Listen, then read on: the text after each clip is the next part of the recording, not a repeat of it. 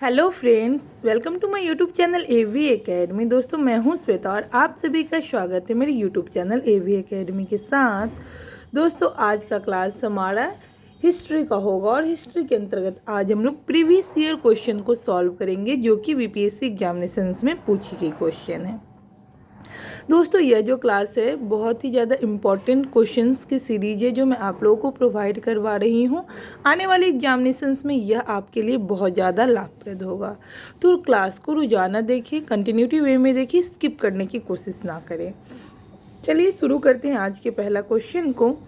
हुमायूं ने चुनार दुर्ग पर प्रथम बार आक्रमण कब किया? यानी कि पूछ रहा है कि हुमायूं ने चुनार दुर्ग पर पहली बार आक्रमण कब किया था। ठीक है, ऑप्शन है 1532 ईस्वी, ऑप्शन बी है 1531 ईस्वी, ऑप्शन सी है 1533 ईस्वी, ऑप्शन डी है 1536 ईस्वी। तो इसका सही जवाब होगा ऑप्शन ए 1532 ईस्वी में हुमायूं ने चुनार दुर्ग पर प्रथम बार आक्रमण किया था। देखिए, रिपीटेड क्वेश्चन है, 48 और 52 बीपीएससी में पूछी गई है। चलिए इसके डिटेल्स को देखते हैं। हुमायूं ने चुनार दुर्ग पर प्रथम बार आक्रमण 1532 ईस्वी में।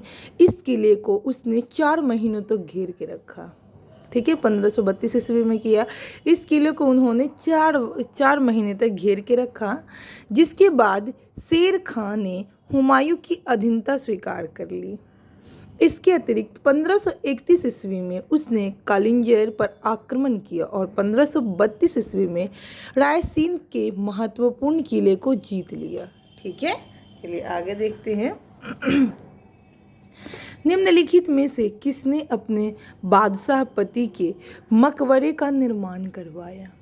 ऑप्शन ए है शाह बेगम, ऑप्शन बी है हाजी बेगम, ऑप्शन सी है मुमताज महल बेगम, ऑप्शन डी है नूरुन्निसा बेगम। ठीक है, इसका सही जवाब होगा ऑप्शन बी हाजी बेगम। ठीक है, हाजी बेगम ने अपने पति हुमायूं के मकबरे का निर्माण दिल्ली दीन पनाह में 1564 ईस्वी में करवाया था। ठीक है, इस मकबरे का नक्शा मलिक मिर्जा गियास यानी कि ईरानी वास्तुकार ने किया था। श्वेत संगमरमर से बना यह भारत का प्रथम गुंबद वाला मकबरा है। ठीक है, इस मकबरे के परितः एक बाग की रचना हुई है। ठीक है, तो यह जो हुमायूं का मकबरा बनवाए उनकी बीबी हाजी बेगम द्वारा। ठीक है, तो ध्यान रखिएगा। आगे देखते हैं, हुमायूं नुमा की रचना किसने की थी? ऑप्शन ए है बाबर, ऑप्शन बी है हुमायूं, ऑप्शन सी है गुलबदन बेगम, ऑप्शन डी है जहांगीर। तो हुमायूं नामा का जो रचना किया है वह की है गुलबदन बेगम। ठीक है, बाबर की शाहजादी गुलबदन बेगम ने हुमायूं नामा की रचना की थी, जो फारसी भाषा में है। बादशाह अकबर ने अकबरनामा की प्रणयन के लिए सामग्री एकत्र करने के उद्देश्य से यह आदेश दिया था कि बाबर तथा हुमायूं के राज्यकाल के विषय में जिसे कुछ भी स्मरण हो तो वह उसे लेखबद्ध करके उसकी सेवा में प्रस्तुत करें। ठीक है, अतः अनेक लोगों ने इतिहास लिखना शुरू किया। गुलबदन के हुमायूं नामा की रचना भी इसी आदेशानुसार हुई थी। ठीक है, तो हुमायूं नामा की रचना किसने की थी? गुलबदन बेगम ने। चलिए नेक्स्ट क्वेश्चन है, हुमायूं द्वारा लड़े गए 4 प्रमुख युद्धों की तिथि अनुसार सही क्रम अंकित करें। युद्ध स्थलों के नाम नीचे अंकित है। ऑप्शन ए है चौसा, देवरा, कन्नौज और सरहिंद, ऑप्शन बी देवरा, कन्नौज, चौसा और सरहिंद, ऑप्शन सी है सरहिंद, देवरा, चौसा और कन्नौज, ऑप्शन डी है देवरा, चौसा, कन्नौज और सरहिंद। तो इसका सही जवाब होगा ऑप्शन डी देवरा, चौसा, कन्नौज और सरहिंद इसका सही जवाब है। ठीक है, तो दोस्तों इस तरीके से मैं हुमायूं द्वारा लड़े गए प्रमुख युद्ध से रिलेटेड भी मैं ट्रिकी वीडियो बना चुकी हूँ, तो आप लोग वहाँ से देख सकते हैं, याद हो जाएगा कि कब और किस तिथि को लड़ा गया है। ठीक है, मतलब कौन सी जगह पर किस तिथि को लड़ा गया है। बहुत ही आसान ट्रिक है, आप लोग ट्रिक की वीडियो को जा करके विजिट कीजिए, ठीक है। हुमायूं द्वारा लड़े गए 4 प्रमुख युद्धों का क्रम इस प्रकार है। देवरा, चौसा, कन्नौज एवं सरहिंद। 1532 ईस्वी में उसने गोमती के तट पर स्थित दौड़ा देवरा नामक स्थान पर अफगान विद्रोही को परास्त किया। 26 जून 1539 ईस्वी को चौसा के युद्ध में हुमायूं को शेरशाह से पराजित होने पड़ा। इसी युद्ध में निजाम नामक भिस्ती ने हुमायूं की जान बचाई थी। हुमायूं के विरुद्ध चौसा की इस विजय से शेरशाह की शक्ति एवं प्रतिष्ठा दोनों में वृद्धि हुई। उसने शेरशाह की पदवी धारण कर अपने नाम का खुतबा पढ़वाया तथा सिक्के पर भी अंकित करवाया। 17 मई 1540 को कन्नौज या बिलग्राम के युद्ध में भी हुमायूं को शेरशाह से पराजित होना पड़ा और विवश होकर एक निर्वसित की भंती इधर उधर भटकना पड़ा। 22 जून 1555 ईस्वी को सरहिंद युद्ध की विजय हुई। हुमायूं के एक बार पुनः उसने खोया राज वापस दिला दिया, ठीक है। आगे देखते हैं हम लोग। नेक्स्ट क्वेश्चन है, निम्नलिखित में से किस सुल्तान ने पहले हजरते आला की उपाधि अपनाई और बाद में सुल्तान की। ऑप्शन ए है बहलोद लोदी, ऑप्शन बी है सिकंदर लोदी, ऑप्शन सी है शेर शाह सूरी, ऑप्शन डी है इस्लाम शाह सूरी। इसका सही जवाब होगा ऑप्शन सी शेर शाह सूरी। बंगाल के शासक नुसरत शाह को पराजित करके शेर शाह सूरी ने हजरते आला की उपाधि धारण की। 1539 ईस्वी में चौसा के युद्ध में हुमायूं को पराजित कर उसने शेर शाह की उपाधि धारण की तथा अपने नाम का खुतबा पढ़वाया और सिक्का चलवाया। शेर शाह का मकबरा कहाँ स्थित है।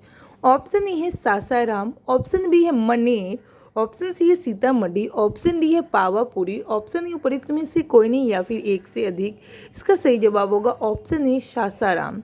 शेर शाह का मकबरा कहाँ स्थित है, तो सासाराम में। शेर शाह का मकबरा बिहार के रोहतास जिले में सासाराम नामक स्थान पर एक तालाब के बीच ऊंचे चबूतरे पर बना है। कलिंजर युद्ध 1545 ईस्वी के दौरान घायल हो जाने से शेर शाह की मृत्यु हुई, ठीक है।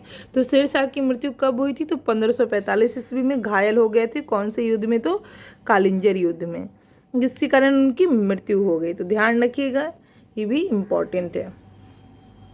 आगे देखते हैं हम लोग। हल्दी घाटी के युद्ध में महाराणा प्रताप की सेना के सेनापति कौन थे। ऑप्शन ए है अमर सिंह, ऑप्शन बी है मान सिंह, ऑप्शन सी है हकीम खान, ऑप्शन डी है शक्ति सिंह। इसका सही जवाब है ऑप्शन सी हकीम सिंह। और देखिए ये रिपीटेड क्वेश्चन है। हल्दी घाटी का युद्ध 1576 ईस्वी में महाराणा प्रताप और मुगल सेनापति मान सिंह एवं आशफ खां के मध्य लड़ा गया। राजपूत योद्धाओं के अलावा राणा सिंह की सेना के अग्रभाग का नेतृत्व अफगानों की एक टुकड़ी के साथ हकीम खां सुर कर रहा था। राणा की सेना में भीलों की भी एक छोटी सी टुकड़ी शामिल थी। यह राणा की मुगलों के साथ आमने सामने की आखिरी मुठभेड़ थी। आगे उसने छापमार युद्ध का सहारा लिया, ठीक है।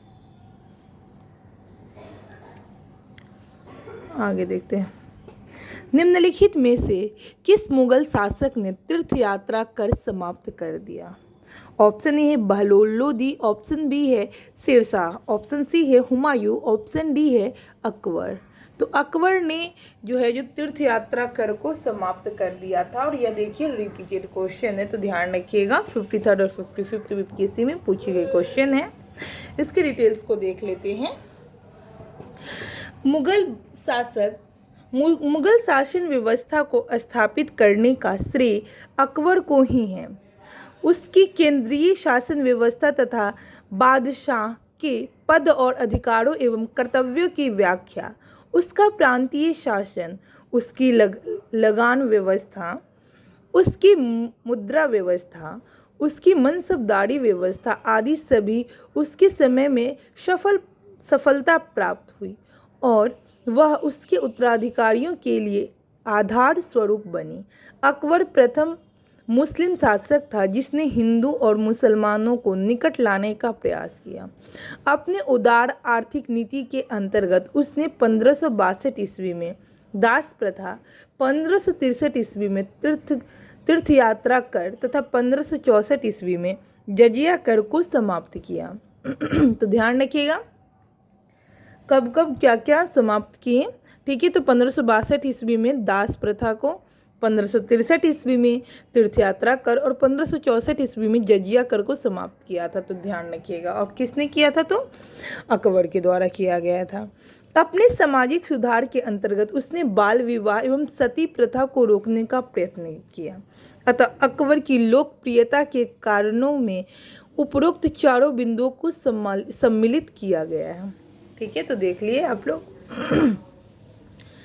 अकबर के बारे में जान लिया। अब आगे देखते हैं। अकबर ने बंगाल तथा बिहार को मुगल साम्राज्य में मिलाया। कब मिलाया इसको देखते हैं। ऑप्शन ए है 1590 ईस्वी, ऑप्शन बी है 1575 ईस्वी, ऑप्शन सी है 1576 ईस्वी और ऑप्शन डी है 1572 ईस्वी। देखिए रिपीटेड क्वेश्चन है, इंपॉर्टेंट है। इसका सही जवाब होगा 1576 ईस्वी में अकबर ने बंगाल और बिहार को मुगल साम्राज्य में मिलाया था। ठीक है। 1572 में सुलेमान करारानी की मृत्यु के बाद उसका पुत्र दाऊद खान गद्दी पर बैठा। दाऊद खान ने अपने को स्वतंत्र घोषित कर पटना के मुगल किले पर आक्रमण किया। अकबर ने मुनीम खां को दाऊद पर आक्रमण करके तथा बिहार को जीतने का आदेश दिया। मुनीम खां ने दाऊद को एक युद्ध में पराजित। आगे देखते हैं।